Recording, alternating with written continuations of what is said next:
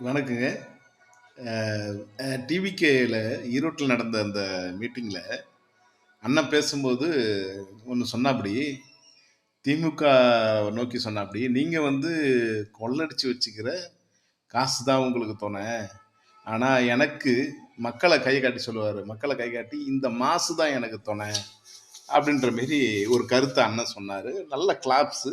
நல்ல கருத்து அத சொல்லும்போது.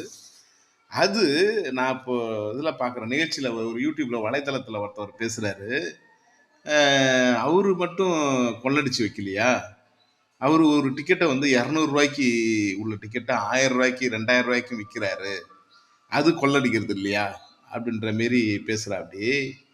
இவங்களுக்கெல்லாம் வந்து அந்த சினிமா ஃபீல்டு எப்படி இயங்குது அப்படிங்கிறது தெரியுமா? தெரியாதான்னு தெரியல. அதாவது சினிமாவுல வந்து அவரு ஒரு நடிகர். அவருக்குன்னு ஒரு சம்பளம் குடுப்பாங்க. அந்த படத்த நடிச்சு, அந்த சம்பளத்த வாங்கிட்டு அவரு போயிடுவாரு.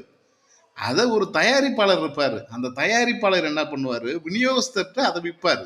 ஒவ்வொரு ஏரியாலயும் ஒரு விநியோகஸ்தர் இருப்பாரு. அவங்கள்ட்ட ஒரு ரேட்டு போட்டு வித்துருவாரு.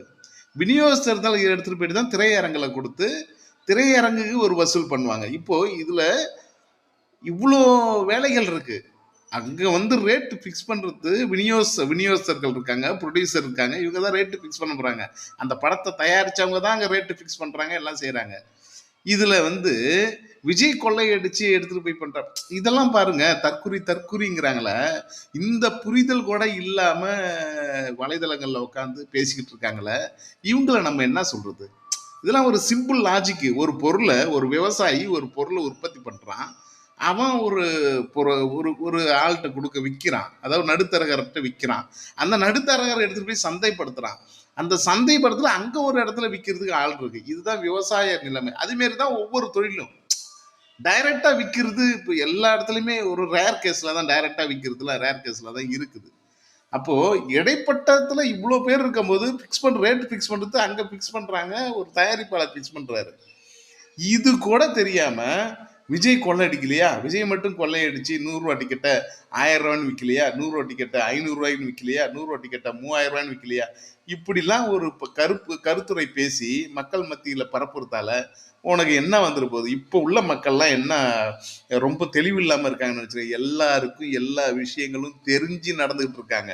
அதனால நீங்க என்ன நெகட்டிவ் நெரேட்டிவ் செட் பண்ணாலும் விஜய உங்களால இத பாருங்க ஒன்னும் பிடுங்க முடியாது. அதுதான் நான் சொல்லுவேன். தயவு செய்து உங்க மனசை மாத்திக்கிட்டு விஜய்க்கு சப்போர்ட் பண்ணுங்க. நன்றி, வணக்கம்.